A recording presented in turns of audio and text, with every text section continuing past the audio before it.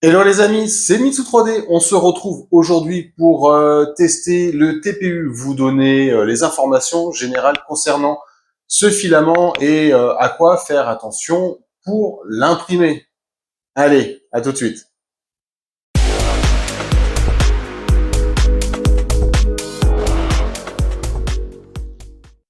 Alors le TPU, qu'est-ce que c'est? C'est un polyuréthane thermoplastique, une matière qui est souple, contrairement à quasiment toutes les autres matières que vous trouverez en impression 3D. Quels sont ses avantages et ses inconvénients? En avantage, vous trouverez son élasticité. Par exemple, ce petit test de débit que j'ai déplié, donc déjà, vous le voyez, il est souple. Et côté élasticité, on peut lui tirer dessus et il revient.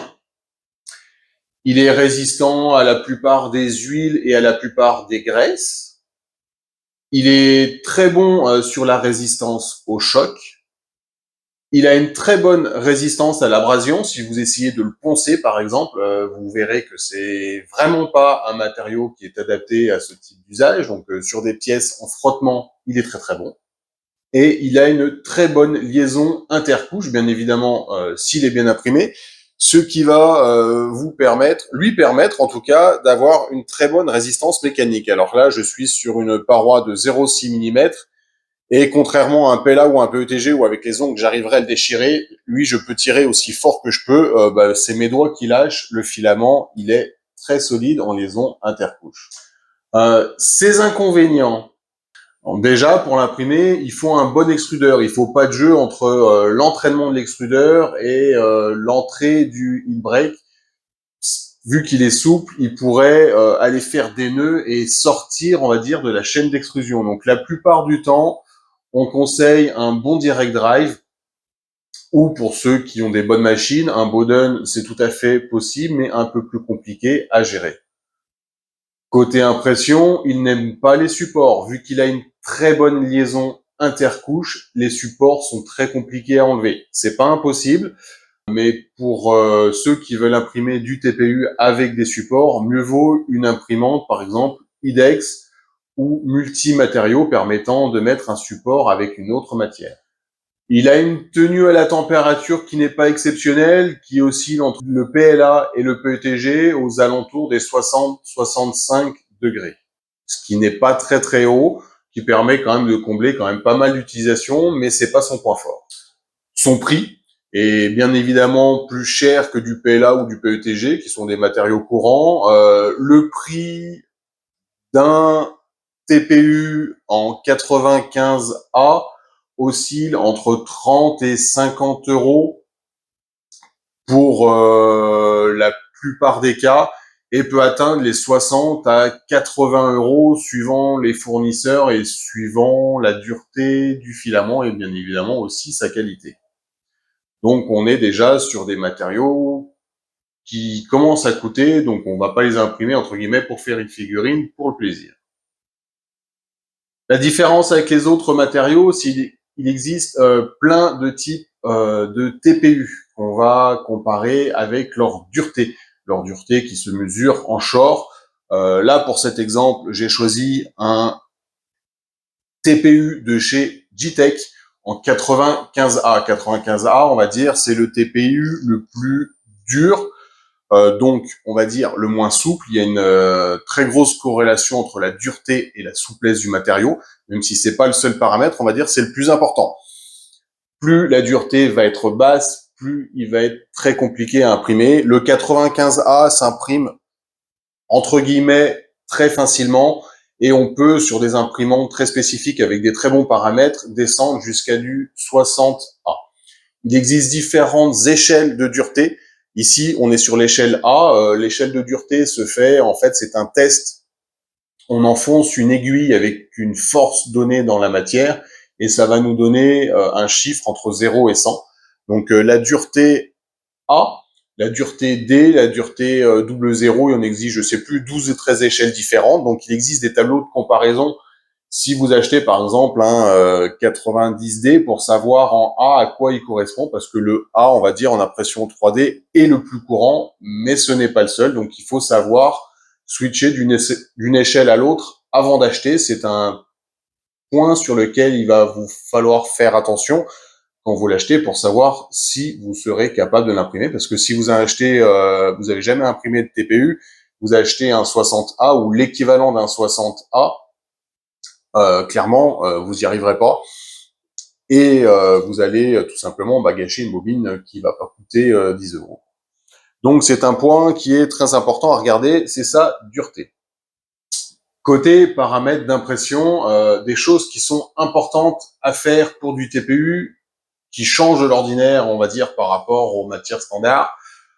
Premièrement, le débit. Le débit sur un TPU oscille 10 à 20% au-dessus de PLA ou PETG. Par exemple, si vous avez un débit à 100% ou un multiplicateur d'extrusion à 1, pour du TPU, vous serez de l'ordre de 1.1 à 1.2 ou de 110 à 120%. Donc clairement, faites correctement votre débit. Deuxièmement, paramètre très important pour régler votre machine, en tout cas votre slicer, faire votre débit maxi. C'est ce que j'ai fait ici. Le profil de base du fabricant donnait un débit maxi de 3,5 mm3 par seconde, ce qui est très faible.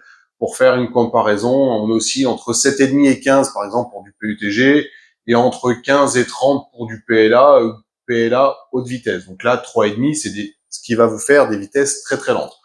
Clairement, moi je sais que la Flashforge, elle a des très bonnes compétences là-dessus, donc j'ai voulu refaire le test pour régler ma machine. Eh bien, je suis tout simplement monté à 7 mm3 par seconde, ce qui me donne pour des paramètres d'impression basiques des vitesses allant jusqu'à 80 mm par seconde au lieu de 30 ou 40 sur le profil d'origine. J'ai déjà doublé mes vitesses et donc diminué mes temps d'impression par 2.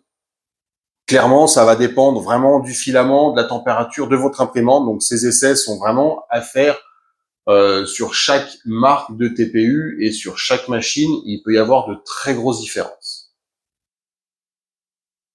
Donc, le test de débit maxi va tout simplement vous permettre de connaître votre vitesse d'impression maximale. Donc, moi, pour du 0,2 de hauteur de ligne et du 0,45 de largeur de ligne, ça me donne du 80 mm par seconde avec ce filament, avec mes 220 degrés et avec mon imprimante.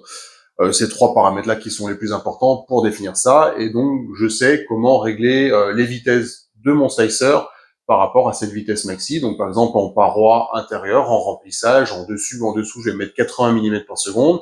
Je vais réduire un petit peu pour ma paroi externe pour avoir un meilleur refroidissement et pour avoir une meilleure qualité sur les angles et sur les dévers.